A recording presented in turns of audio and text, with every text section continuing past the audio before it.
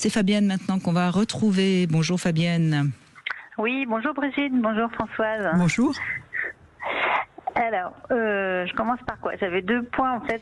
J'ai entendu le début de l'émission. Oui. Et, je voulais dire à Françoise que moi je ne suis pas du tout soumise, mais ça ne m'a pas empêchée de tomber amoureuse d'un manipulateur. Voilà. J'étais très amoureuse, mais bon, je suis partie. Oui, mais vous êtes partie. Enfin, vous êtes partie, peut-être pas tout de suite, parce que quand on est très amoureuse. Oui, bien sûr. Voilà. Et sinon, ce que je disais avec la personne qui est au téléphone, Zach, je suis séparée depuis le mois d'octobre, enfin novembre même, et je me suis réinscrite il y a un mois sur un site de rencontre. Et j'ai discuté avec une personne qui avait l'air fort sympathique, qui correspondait à mes critères. Et à un moment, il me dit, mais tu sais, je voulais te dire un truc, je suis polyamoureux. Alors là, moi, j'étais un peu, je connais pas, j'ai jamais eu ce genre de situation. Donc j'avoue, je lui dis non, ça ne m'intéresse pas. Je sais pas du tout de quoi ça retournait en fait, qu'est-ce qu'il voulait. Je lui ai pas demandé de détails. J'ai dû avoir peur, je pense. Qu'est-ce qui vous a fait peur ? En fait, pour moi, polyamoureux, je me suis dit, ça doit être lui qui a plusieurs femmes. Oui, vraisemblablement, plusieurs relations. Oui, voilà, mais c'est aussi une ouverture. C'est aussi une ouverture pour vous. Ça veut dire qu'il ne vous demande pas d'être fidèle. Mais vous n'avez pas envie d'engager une relation avec quelqu'un qui serait pas seulement avec vous. Moi, je suis pas très partageuse. Oui, voilà. D'accord. Voilà, moi, je préfère avoir un homme seul et être là pour lui. Voilà. Donc, en effet, c'était aussi bien de donner. Cela étant, il a été très honnête en vous le disant tout de suite. Exactement. Je lui dis, alors là, franchement, je porte aucun jugement. Moi, les gens font ce qu'ils veulent. Mais j'ai l'impression que c'est pas mon truc, quoi. J'avais rencontré quelqu'un aussi il y a quelques années qui me plaisait beaucoup. Et puis à un moment, il me dit, tu sais, moi, j'ai besoin de... Oh, c'est qui sonne? J'ai besoin de sexe, mais moi, il me faut... Moi, en fait, tu serais ma favorite et j'aurais d'autres personnes à côté. Alors là, je me suis dit, bon, pourquoi pas? Et puis en fin de compte, non, j'ai pas réussi. Je me suis dit, non. Mais c'est bien parce que vous respectez votre désir. Vous n'avez pas envie de partager un homme.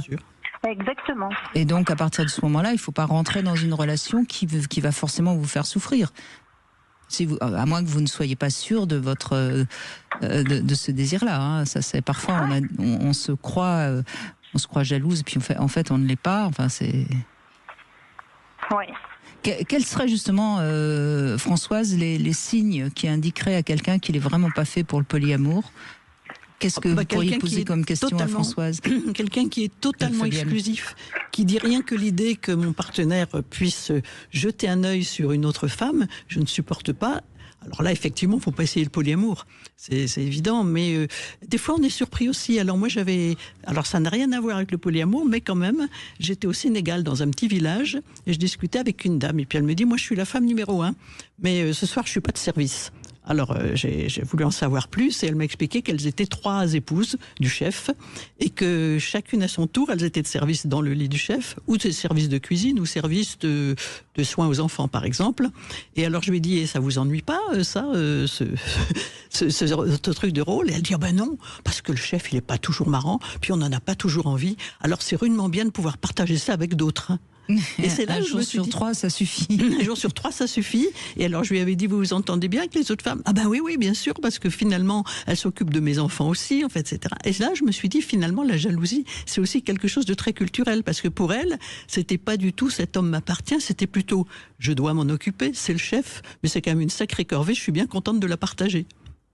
Oui, pourquoi pas, hein, c'est un autre point de vue. Ben voilà, c'est ça, c'est pour dire qu'en fait, il n'y a pas de morale universelle selon les lieux où on habite. On peut avoir tout à fait une autre façon de voir. Et alors moi, c'est vraiment pas une question de morale, c'est vraiment que franchement, je ne me vois pas du tout partager. Voilà. Ah, pourquoi pas, peut-être que j'essaierai un jour, hein, c'est possible. Hein. Bien sûr, et puis si c'est viscéral, si de façon viscérale vous ne le supportez pas, il ne faut pas vous l'imposer non plus. Hein. Non, voilà, je serai par curiosité peut-être, je sais pas. C'est-à-dire que moi je crois quand même, Fabienne, que le polyamour ne peut être intéressant que si soi-même on a envie de rester libre, dans le sens, on peut être libre en couple, hein, je suis pas du tout en train de croire que le couple est une prison, mais si on veut rester libre dans ses désirs d'éventuellement faire l'amour avec d'autres hommes, à ce moment-là, ça vaut le coup peut-être de partir sur l'idée du polyamour avec un homme, puisqu'on sait qu'à ce moment-là, il nous laissera libre d'aller voir d'autres hommes. Mais si dans votre tête, dans votre désir, c'est un homme, un seul, que vous avez envie d'avoir dans le lit, je vois pas l'intérêt de vous engager dans le polyamour. Après, faut pas mourir idiot, je sais pas. Je trouve qu'au fil de votre témoignage, Fabienne, il y a des choses qui se mettent en place. Hein. Mais des fois, ça vient par hasard. C'est-à-dire, par exemple, une femme qui était mariée depuis 10 ans, et puis elle a fait un voyage un peu partout, et à un moment donné, dans un pays, je crois que c'était la Russie, elle a été sensible au charme slave. Et là, elle a eu un amant slave, et puis elle s'est dit que c'était vraiment chouette, que jamais elle aurait pu imaginer que ça soit aussi sympa. D'autant qu'il n'y avait pas eu non plus d'engagement du genre je t'aime, tu dois divorcer ou des choses comme ça. Et quand elle est rentrée, elle en a parlé à son mari, qui lui a dit mais tu sais, moi aussi, hein, il m'est arrivé d'avoir des histoires. J'ai préféré pas t'en parler. T'avais pas l'air d'être là comme ça, d'être dans cette optique. Et puis ensuite, ils ont parlé de leurs histoires. Bon, des fois, c'est par hasard que ça vient. Peut-être que ça vaut le coup de relancez-le, rencontrez-le, vous verrez bien. Peut-être que ça peut vous ouvrir. Si vous paraît pas mal, parce que souvent quand même, les hommes qui sont polyamoureux sont plutôt des hommes qui sont bien avec les femmes. Et qui les connaissent, et qui les connaissent bien, et qui sont en général plutôt de bons amants. Attention, hein, on va pas faire une généralité, mais vous êtes d'accord, hein, Françoise? C'est surtout que, comme ils connaissent plusieurs femmes, ils n'ont pas ce côté « elle doit être comme ceci ou comme cela ». Au contraire, ils aiment la variété. Donc, ils acceptent beaucoup plus de choses variées. Eh bien, merci pour tous ces conseils. Écoutez, ça peut vous donner peut-être une belle soirée en perspective. Vous nous raconterez, vous nous direz. Je pense qu'il faut rappeler aussi que la sexualité, c'est pas forcément on s'engage pour la vie, pour longtemps. Ça peut être aussi la découverte de quelqu'un. Parce que c'est quand même un mode de communication plutôt agréable, globalement.